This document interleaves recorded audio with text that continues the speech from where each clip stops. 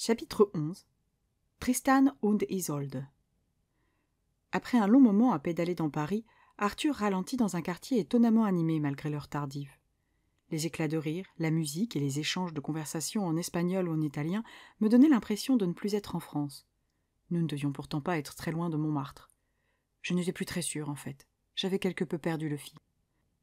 Il arrêta Brocéliande devant la porte d'un tout petit établissement. Je sautai de son porte-bagages et attendis qu'il dépose sa monture un peu plus loin. Le bruit sourd de la musique qui vibrait depuis l'intérieur attira mon attention. Je m'approchai de la vitrine, tentant d'apercevoir quelque chose. En vain. La salle était à peine éclairée, et la buée sur les carreaux ne m'aidait pas. Arthur me fit signe d'entrer. Je poussai donc la porte du restaurant. Du saxophone, de la trompette, de la contrebasse, une touche de piano et des dizaines de mains qui battent la mesure. « Bienvenue au temple du jazz à Paris !» lança Arthur tel un monsieur loyal. Je laissai promener mon regard à travers la salle parsemée de petites tables carrées. Sur chacune d'entre elles reposait une bougie blanche de taille moyenne. C'était la seule source de lumière, si l'on mettait de côté les quelques spots placés à des endroits stratégiques permettant ainsi aux employés de travailler en toute sécurité. Cet éclairage étudié donnait une jolie ambiance feutrée à ce petit cabaret. Je suivis Arthur qui se frayait un chemin à travers la salle. Personne ne prêtait attention à nous, les yeux de tous les convives étaient braqués sur la scène où un groupe de musiciens assurait le spectacle. Arthur salua quelques quidams qu'il semblait bien connaître, puis s'arrêta pour faire la bise à une serveuse. Cette dernière lui désigna une table libre un peu plus loin. Arthur m'attrapa par la main pour me guider. La fille m'adressa un sourire aimable, mais son regard piquait de curiosité, ainsi que d'une once de jalousie. Je reportai mon attention sur mes pieds pour éviter les ennuis et me laisser entraîner par Arthur. Il m'invita à m'asseoir sur la chaise la plus au fond, celle qui permettait de voir la scène sans avoir à se retourner. Je décidai de ne pas insister pour lui céder cette place de choix, consciente que même en argumentant habilement, il aurait le dernier mot avec un « ma mère me tue si je ne te laisse pas profiter du spectacle ». « Alors, très cher ami, qu'aimes-tu manger ? Mis à part le chocolat, bien sûr, » dit-il en se saisissant de la carte. « Oh, je ne suis pas très difficile, j'apprécie les plats simples. »« Voyons, Marguerite, pas de pruderie entre nous, tu peux parler librement, personne ne te jugera ce soir. » Je me dissimulai derrière ma carte pour rire. Il avait compris que je ne voulais pas dire ce que j'aimais manger parce que je n'en étais pas très fière. Comment faisait-il pour sentir ces choses-là ? Bon, d'accord, me résignai-je à avouer. J'adore les cheeseburgers. Il referma vivement la carte qu'il avait dans les mains, le souffle qui en résulta fit légèrement trembler les cheveux qui retombaient toujours sur son front. Ça, par exemple, ils en servent justement ici. En voilà un bien joli signe du destin. Je ne pense pas qu'il existe beaucoup de restaurants de ce style où l'on ne puisse pas manger un ta-ta-ta-ta-ta, m'interrompit-il en levant l'index. La destinée, Marguerite. La destinée. Je hochai la tête, le sourire aux lèvres. D'accord, la destinée. Il afficha un air satisfait puis se tourna d'un quart sur sa chaise.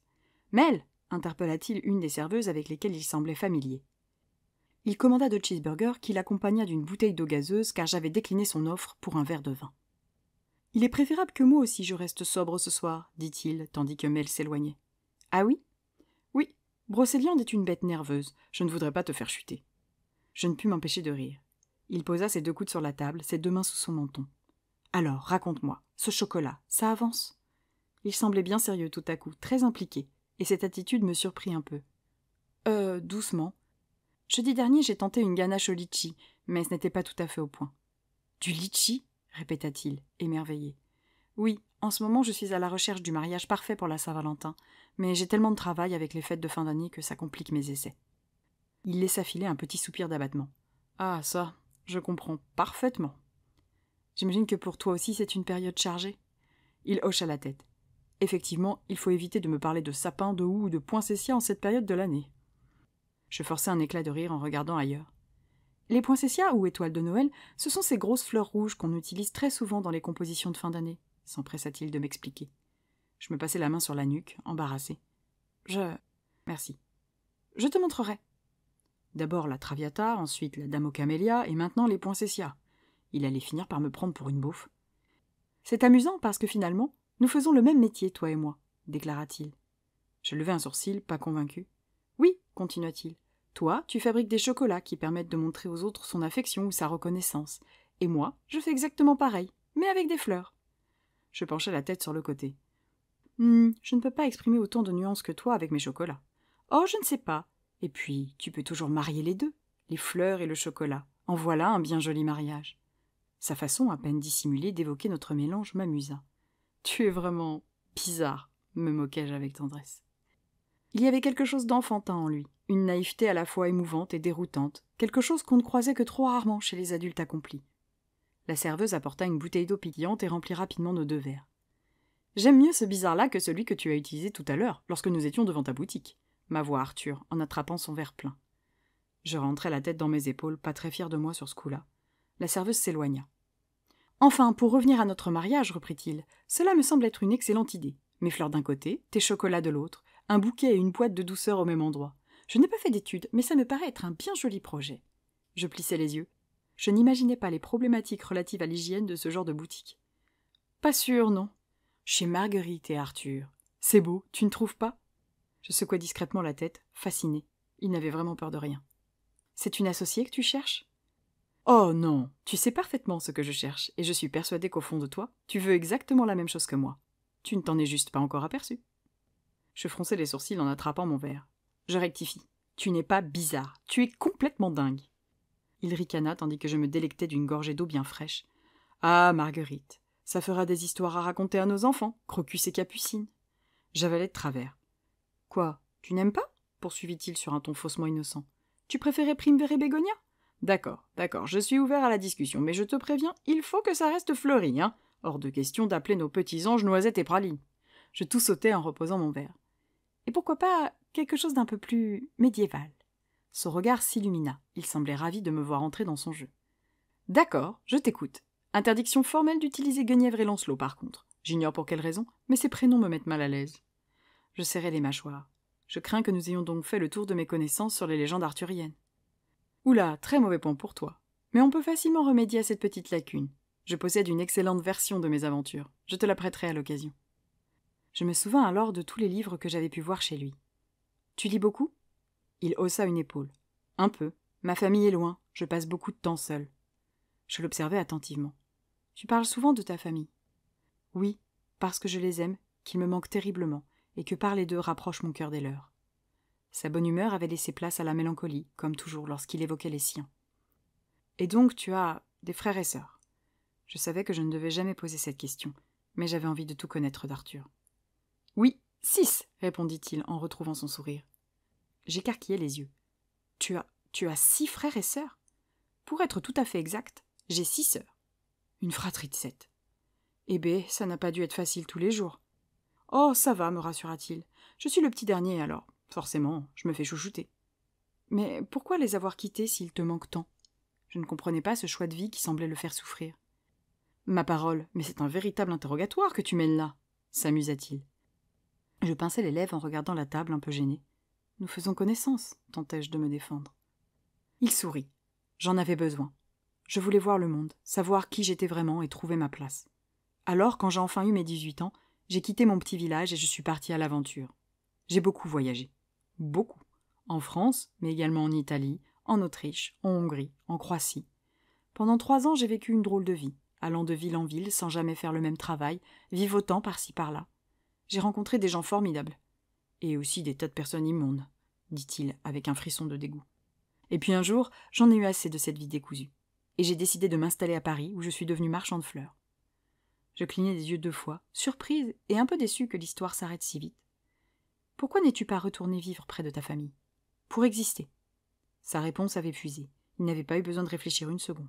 Pourtant, je n'étais pas certaine de bien suivre son raisonnement. Quand je suis avec eux, reprit-il devant mon air perplexe, je suis Arturo, le petit dernier de la famille Monneray, le fils de Syriac et de Lucilla, le petit frère de toutes mes sœurs, rit-il. Alors qu'ici, je ne suis qu'Arthur, un garçon libre, perdu au milieu des autres. Je penchai la tête sur le côté, pensive. Je n'étais pas convaincue qu'Arthur puisse se perdre au milieu des autres.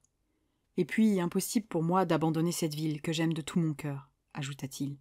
J'ai toujours considéré que si Paris avait été une femme, je serais entré en esclavage pour elle. Enfin, bien sûr, ça, c'était avant un certain samedi soir. Aujourd'hui, c'est une fleur qui tient mon destin entre ses mains. D'habitude, c'est l'inverse. Quelle ironie du sort. Je rougis. Je n'avais pas les épaules suffisamment solides pour assumer 2 destins et lui laisser bien volontiers gérer le sien. « Et tu vis ici depuis combien de temps ?» enchaînai-je, dans l'espoir de revenir à un sujet plus léger. Il réfléchit quelques instants. 2 ans à peu près. Je fis rapidement le compte et le fixai, troublé. « Quel âge as-tu » 23 ans. Enfin, 24 sous peu. » J'arrêtai de respirer. « Mon âge poserait-il problème ?» demanda-t-il, amusé par ma mine décomposée. Je secouai vivement la tête pour ne pas y penser. « Non, non, pas du tout, c'est juste que je viens d'apprendre que j'ai 2 ans de plus que toi. » J'attrapai ma serviette que je dépliai nerveusement. Pourquoi notre différence d'âge me perturbait-elle autant? Ça n'avait pourtant aucune importance. Ou bien était-ce parce qu'ils auraient dû avoir le même âge? « Et toi ?» Je levai le nez vers Arthur, qui me fixait, sérieux. « Quoi, moi ?» Il ne dit rien pendant presque 1 minute, se contentant de m'observer. « Me laisseras-tu monter dans ta tour, Rapunzel ?» demanda-t-il, en articulant exagérément chaque mot. Je sentis mon cœur s'emballer. « Je ne comprends pas de quoi tu parles. »« Tu as l'air très seule, petite Marguerite. » Il y avait quelque chose de doux dans sa voix à ce moment-là. Il avait vu, et il voulait savoir. Je déglutis péniblement, les yeux rivés à mon poing serré sur la table. Je ne suis pas très proche de ma famille. Son regard pesait sur moi, mais j'étais incapable de l'affronter. « Nous portons tous des blessures, tu sais, » m'expliqua-t-il sur un ton détaché. « Ah oui, même toi ?» ironisai-je. Mon agressivité dissimulait à peine le sentiment de panique que je ressentais à l'idée de devoir aborder le sujet.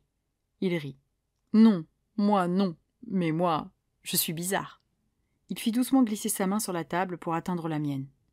Je ne bougeais plus. Je n'arrivais plus à parler, la boule dans la gorge. « Il y a quelque chose en toi qui m'échappe, » commença-t-il. « Quelque chose d'infiniment triste qui t'empêche de vivre la vie que tu veux. De la culpabilité aussi, et puis beaucoup de peur. Un poids que tu portes depuis longtemps. » Je levai les yeux vers lui, affolé. « Comment ?» Il me regardait par en dessous, sur ses gardes. « Tu as peur de quelque chose ? Ou plutôt, de quelqu'un ?» Mon cœur s'arrêta 1 seconde avant de repartir à vive allure. Comment pouvait-il savoir? Je n'en avais jamais parlé à personne. Ni Théo ni Hélène ne savaient. Alors pourquoi lui, que je connaissais à peine, semblait avoir compris? « On t'a fait du mal ?» insista-t-il, toujours sur ce même ton, insupportablement prévenant. Je fis signe non de la tête.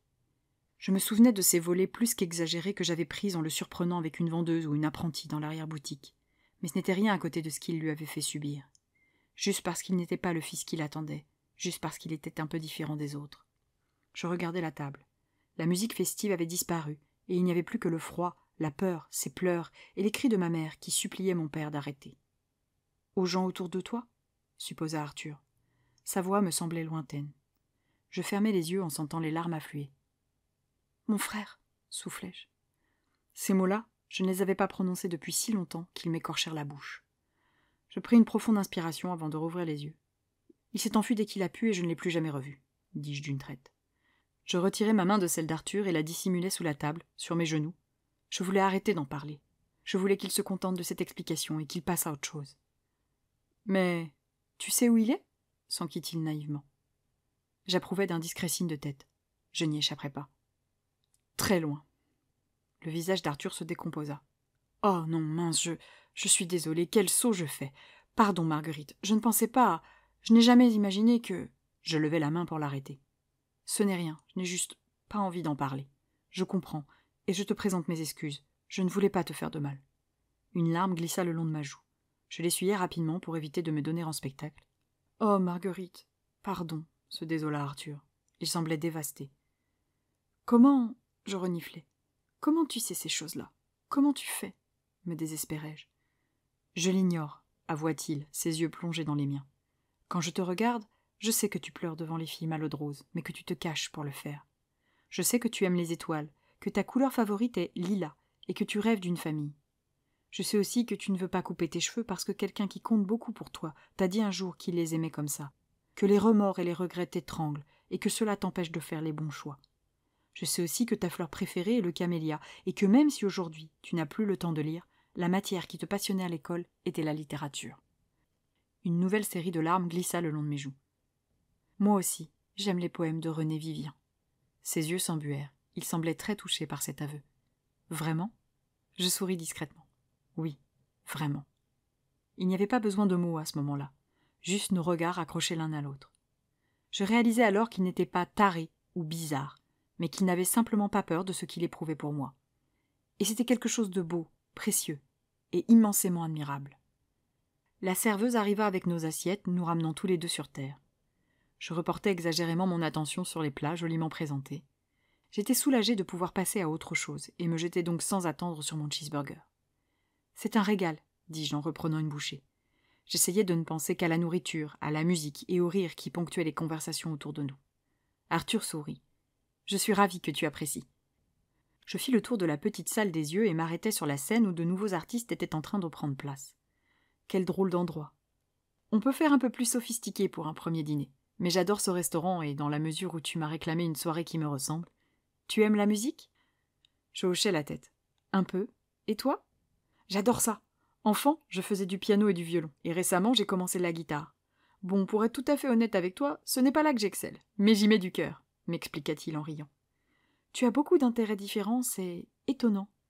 Il leva le nez de son assiette et m'interrogea du regard. Oui, continuai-je, les fleurs d'abord, les langues, la littérature, puis la musique et enfin le dessin. Il parut un peu surpris que je sache qu'il dessinait.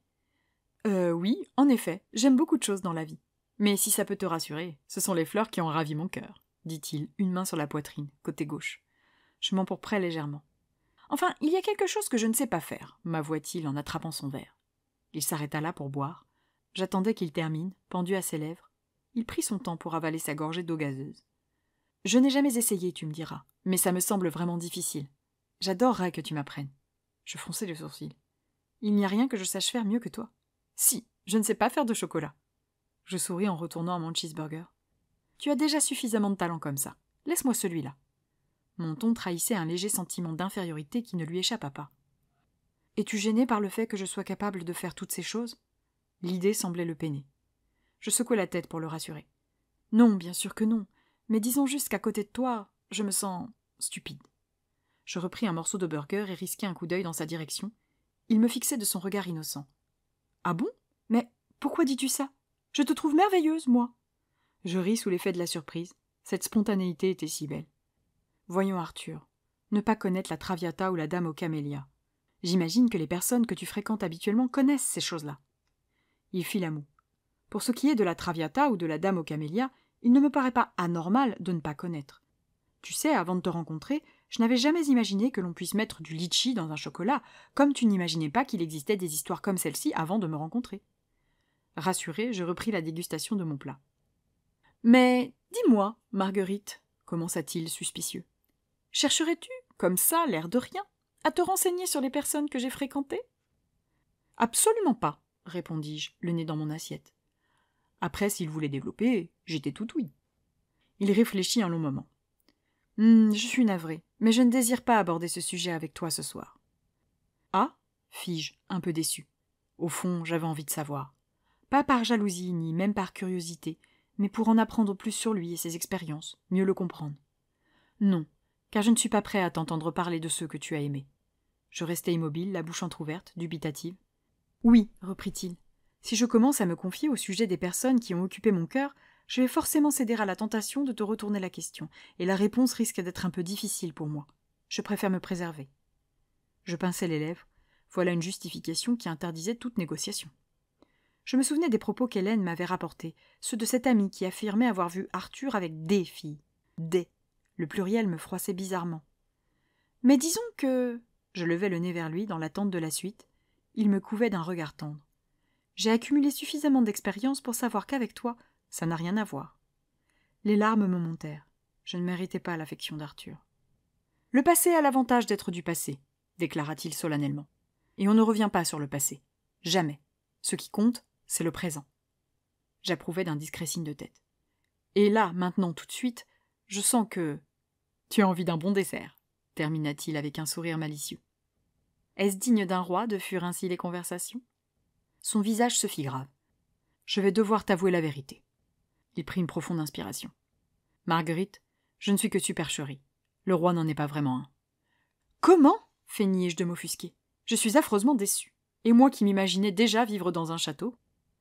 Certes, je ne t'accueillerai jamais dans mon palais, mais en attendant, je peux t'offrir un bel opéra. Et là, je parle bien du gâteau. Je n'aurai jamais la place, protestai-je en lui montrant mon assiette et mon cheeseburger que je peinais déjà à terminer. On partagera, me rassura-t-il avec un clin d'œil. L'établissement ne proposant pas d'opéra, Arthur et moi eûmes le plaisir de savourer un excellent brownie agrémenté de crème anglaise et d'une boule de glace à la vanille. Bien qu'il m'ait offert de partager, ce filou s'arrangea pour me laisser en déguster plus de la moitié. Au moment de payer l'addition, j'insistais pour l'inviter. Il se moqua de moi et de mon impertinence, alors je tentais de négocier pour m'acquitter au moins de ma part. Il refusa catégoriquement et se lança dans une longue tirade où il m'expliqua en détail ce que lui ferait sa famille si elle apprenait qu'il avait consenti à telle infamie. Difficile de lutter contre ce monologue complexe et torturé. J'abandonnai donc et le laissai régler la douloureuse. Il m'aida ensuite à remettre mon manteau, exactement comme il l'avait fait le soir de notre rencontre, puis je sortis devant lui, mes fleurs à la main. La porte du petit restaurant claqua derrière nous. Je scrutais la rue pour tenter de reconnaître l'endroit où nous nous trouvions, quand Arthur m'interpella. « As-tu le temps pour une dernière étape ?» Je me tournai vers lui. Il avait passé la soirée à rire et à sourire. Je n'avais pas envie de le décevoir. C'était stupide, car inévitable, mais je préférais attendre encore un peu. « Oui, d'accord. Juste une dernière étape. » Il m'invita à m'asseoir sur Brocéliande, puis il se dirigea lentement vers la Seine. Je ne savais toujours pas où nous allions, ni quelle heure il était. Et, à vrai dire, tout ça n'avait plus d'importance.